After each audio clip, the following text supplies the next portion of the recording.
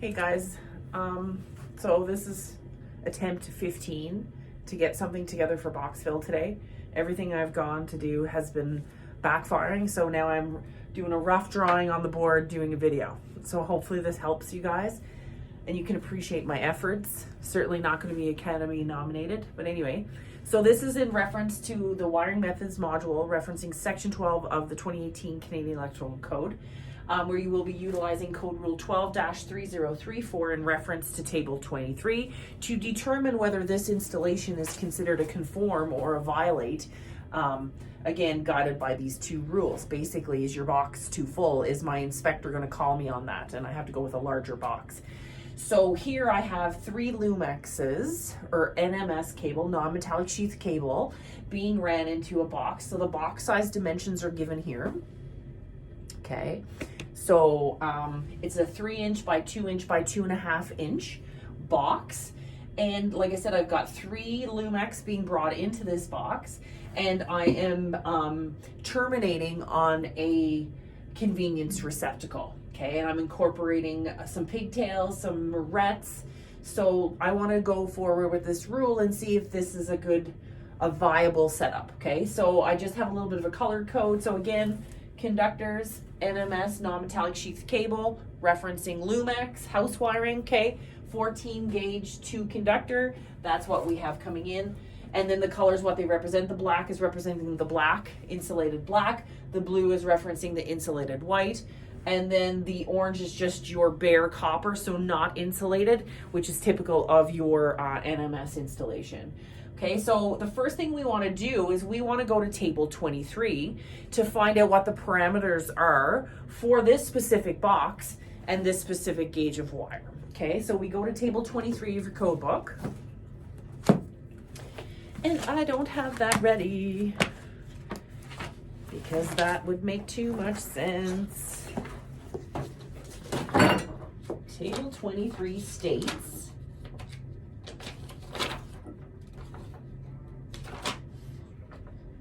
okay, so what is the shape of the box? It is a device box. It's 3 by 2. So 3 by 2, and then the 2.5 is the depth. Okay, so 3 by 2 by 2.5 device box. When I go to that, I look under the maximum numbers of conductors, AWG. Our AWG is a 14 gauge. And it tells me that I can have 8 quantity. So I can have up to 8. So table 23 tells me that I can have 8 conductors, 14 gauge. Okay, so I need to determine if this installation is a conform or a violation of that table. Okay, so now we're going to go reference the code rule 12-304 and see what this setup entails. Okay, so we're just going to follow the rule. So we have items 1 or sub rule 1 items A through D, and on the opposite page we have sub rule 2 items A through C. So they're worded a little differently, but I treat them the same way. Okay, and I'm going to show you what I mean when I reference it to this application, and hopefully that helps. Okay, so subrule 1 states that boxes shall be of sufficient size to provide usable space for all insulated conductors contained in the box, subject to the following. So right away it's telling you not to worry about non-insulated. So if we're running Lumex, we've got bare conductor, that is not to be counted. Okay, so it says item A, an insulated conductor running through a box with no connection therein shall be considered as one insulated conductor. So that would be in reference to a raceway where you had the ability to do feed throughs. So Lumex, you don't have that ability, right? The raceway is the cable itself. So whatever you have coming in is being terminated within that box. But if you were referencing a raceway like conduit, certainly that would be applicable, right? There's sometimes you just use your box as a feed through. So that's referencing in item A. Item B states, so that's not applicable to our scenario being that we have all Lumex, okay? So item B states, each insulated conductor entering or leaving a box and connected to a terminal or connector within the box shall be considered as one insulated conductor. So again, referencing the insulated conductors. So this guy here is my ground. I am not going to count that, okay? So now I'm going to take my red here and I'm going to count all the insulated conductors. So I have 2 coming in here, okay? So I'm going to go, this guy here is going to be 1, okay? This guy here is 2. This one here is 3. This guy here is 4, okay? This other conductor here is going to be 5. And this one here is 6, okay? So that's every conductor that is insulated that is entering the box and being terminated to something, right? So far, based on that item B, I have 6 conductors, okay? So far, so good. I know I'm allowed to have 8 of them, so I have room for 2 more wires. Now, I don't have any more coming in or leaving, but I definitely have variables that are taking up the volume of that box, okay? I have pigtails here, I have a receptacle. The receptacle becomes flush mounted, therefore the back end of the receptacle actually sits in the box, taking up space, right? And then I have 3 morettes. Those 3 morettes are taking up space as well. So that's where we would look more towards sub-rule 2, items A to C, to convert those volumes into conductors, essentially, right? So we are going to take that value or that volume and convert it into conductors, okay? So let's continue on, first of all, with sub-rule C, okay? So I'm at 1C now. It says an insulated conductor of which no part leaves the box shall not be counted, okay? So that would be in reference to the pigtails. So here I have 3 blacks, 3 whites under a moret, okay? Those are accounted for as per item B, but then I've got these pigtails, this one here and this one here. So let's look at item C again. They are insulated, so an insulated conductor of which no part leaves the box shall not be counted. So pigtails are not entering, they're not leaving, they are just within the box, they are not counted, okay? So these are not considered to be taking up space, all right? So now I move on to item D. Item D says number 18, number 16 AWG fixture wires supplying a luminaire mounted on the box, so that would be more specific to like an octagon, containing the fixture wires shall not be counted. So this is a receptacle mount. We're not dealing with any luminaires or fixtures, but in the event that you were using a bond for a fixture, that would not be considered counted because it isn't entering or leaving either, okay? So we've satisfied so far sub-rule 1, items A through D, and we are still only at 6 conductors. So that's where I now take the non-conductor variables and convert it into volume using item 2, okay? So let's follow along with item 2. So now I'm looking at 12-3034, item 2, okay? So except as specified in the rule and subject to given rules in sub-rule 1, boxes of the nominal dimensions given in table 23 shall not contain more insulated conductors of a given size other than permitted by the table.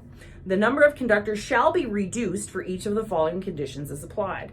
So in this event, they're talking about using it as a reduction. I'm looking at it to convert the electrical devices and apparatuses into conductors. So just be mindful of the wording. I feel if you do it this way, you won't struggle through any of the problems that you may have. So item 2A tells me that I shall count 1 insulated conductor if the box contains 1 or more fixture studs or hickeys. So a fixture stud or hickey is your mounting device for an octagon box if you're mounting lights, okay? Which is not applicable to here. But if I was incorporating a box that had a fixture, it's telling me that fixture stud or hickey would count in regards to volume as 1 insulated conductor. So you get what I'm saying here? That's what item 2 is doing. It's giving you a value of conductor to a piece of equipment or hardware, right? So item B states 1 insulated conductor is counted for every pair of conductor connectors with insulating caps. So that's in reference to a moret, okay? Or a wire nut, depending on how old you are. Okay, so here in this installation, I have 3 morets, okay? So that's gonna be in reference to item 2B. So I have 3 morettes or wire nuts, okay? So how do I allocate that into a volume of conductor? So let's just read that again. 1 insulated conductor for every pair, okay? So a pair is 2, I have 3 wires. So in terms of incorporating that into conductors, a pair is worth 1, okay? So this pair I'm gonna count as 1, but the third is not a pair, so it doesn't count. So my morettes counts as 1 conductor, okay? So after that point, now I had 6, okay? So now after I count the moret, I have 7 conductors, okay? And I'm still considered okay because I, according to table 23, can have 8 of them, okay? So now I move on to the last part. Subrule 2, item C. 2 insulated conductors are counted if the box contains 1 or more flush devices mounted on a single strap. So that would be applicable to any type of switch, receptacle, right? So here's an electrical device where you screw your receptacle to the box, is known as a single strap. It could be also referenced as a yoke. Basically, that allows the receptacle to sit flush in the box, but you need to be mindful that the back end of the receptacle takes up space in that box and can potentially cause undue stress to the conductors behind it. So we are taking that volume according to subrule 2 and converting it to conductors. So let's just look at that again. So 2 insulated conductors if the box contains 1 or more flush mounted device on a single strap. So we have 1, so that's going to count as 2 conductors. So that is in reference to 2C. So 2C, single strap device, 2 wires or 2 conductors, right? So now we are at, and that concludes all of our allocations based on those subrules 1 and 2.